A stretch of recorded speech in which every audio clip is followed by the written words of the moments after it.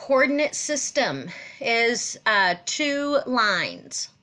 It says right here a horizontal and vertical axis, but before we name them an axis, they are just two lines. One of them is horizontal. The horizontal line is the one that runs left to right, and the vertical line is the one that runs up and down. Okay, vertical and horizontal. They do intersect each other to form a right angle. We don't normally put that right angle. In geometry, you'll learn that you cannot assume that two lines are perpendicular without the presence of that right angle. So that's why we're defining it right here. We're telling you that the x-axis and the y-axis, that vertical and all vertical and horizontal lines, all vertical and horizontal lines will always be perpendicular. So we're naming these two, the horizontal axis and the vertical axis. The horizontal axis is named the x-axis. Do not get the name of this line confused with the equation of this line. I'm going to put y-axis down here just because I've already got some stuff written up top. The intersection where the two axes intersect, that place right there is called the origin.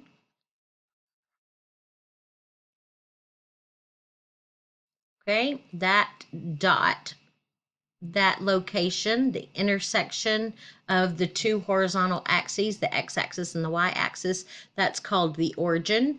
And this coordinate plane is made up of 4 quadrants.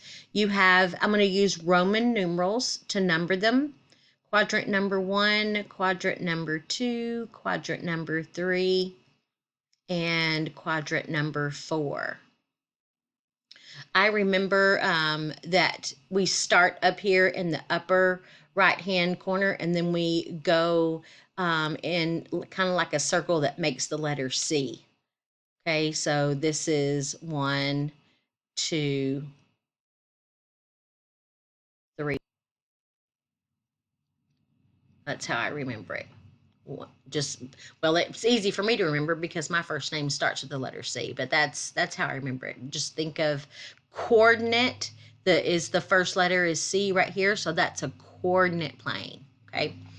And we're going to use ordered pairs to describe where we are in location. In reference to the origin right here. Each place where we are can be described in 2 directions, meaning how far away from the origin we are horizontally, and we're also going to describe how far away we are from the origin vertically. So the definition here is a relation is just a set of ordered pairs. A relation can be represented by a set of ordered pairs in the form of a table, a graph, or a mapping. So that's what we're going to do right here. We're going to look at this ordered pair, and we're going to make a table out of it. We're going to graph it on this coordinate plane, and we're going to make a mapping. And I am going to get a better grid on here for me than that one because I can't see that one. All right, so the first thing that they want me to do is take this. This is, by the way, these little braces right here means that this list that they've given us right here, it's called roster. You'll know what a roster is. I have a roster for each one of my classes. It's just a list of names, right? Well, this is just a list of points. It's called roster. Or set notation. So they've written it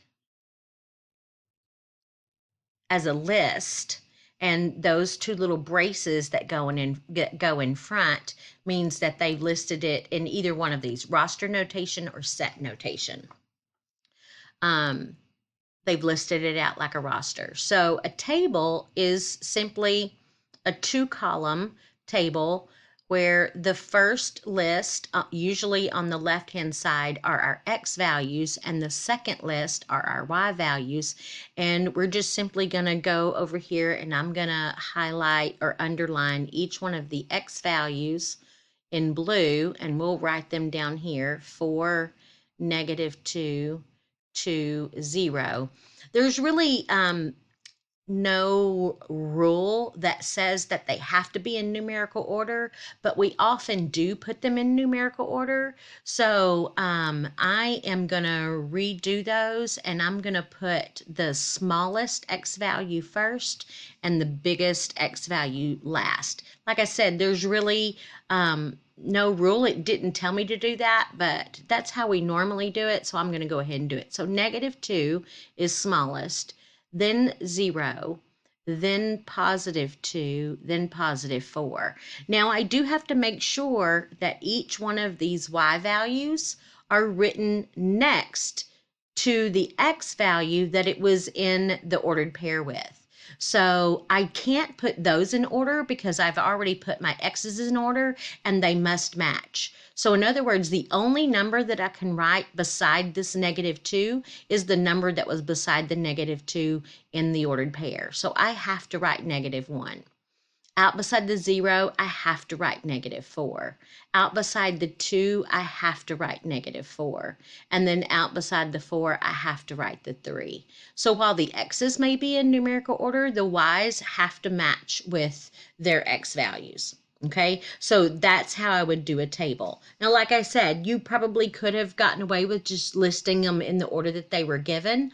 But most of the time when we do X and Y tables, the X values are in numerical order. Now we're going to graph them. So the first number inside your ordered pair is your X value, and your X value tells you which direction to go, right and left. The Y value tells you which direction to go, up and down. And they're going to tell you that by the signs. We usually know that plus means to go right, and left means to go, negative means to go left, and up would require a plus sign to tell me to go up, and down would give me a negative sign. So when I need to plot the point 4, 3, I'm going to start right here at the origin.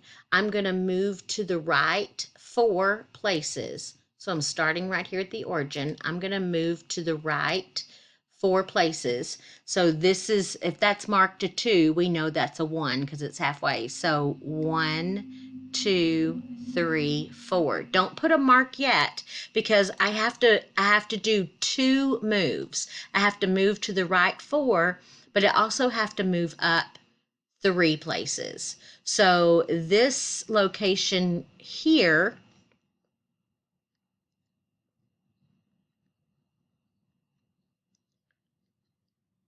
right 4 and up 3 is where I'm going to place my dot.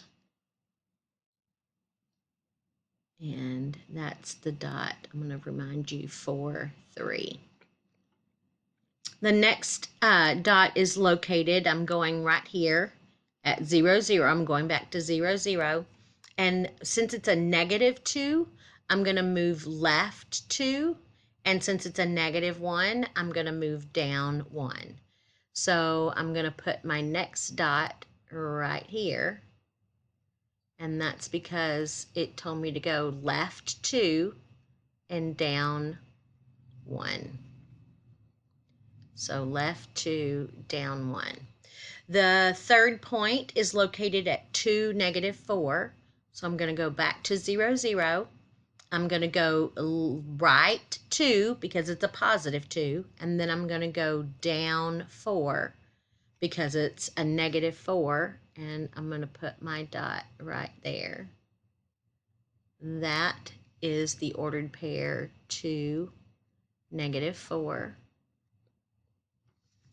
And 0, -4 means I'm going to start at the origin 0, 0. And since the first number is 0, I'm not going to move left or right at all.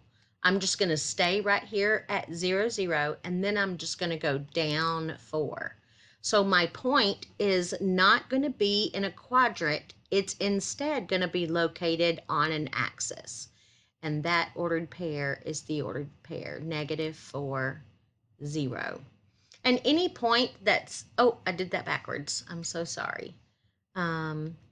It was 0, negative 4. I didn't move right or left any, so my horizontal move was 0, and then my Y move, my vertical move was down 4. All right, so this one's in quadrant 1. They didn't ask you that, but I want you to practice. It's in quadrant 1. There's nothing in quadrant 2. This over here is quadrant 2.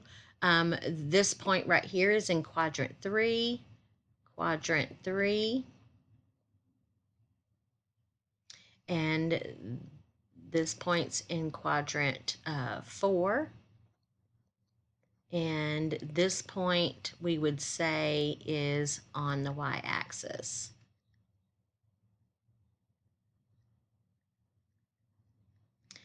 And any point that's on the y-axis could also be called the y-intercept. Okay, a y-intercept is a point that's on the y-axis. I'm going to pause the video. Oh, no, I'm going to end this video and start a new one because I don't like my videos to be long.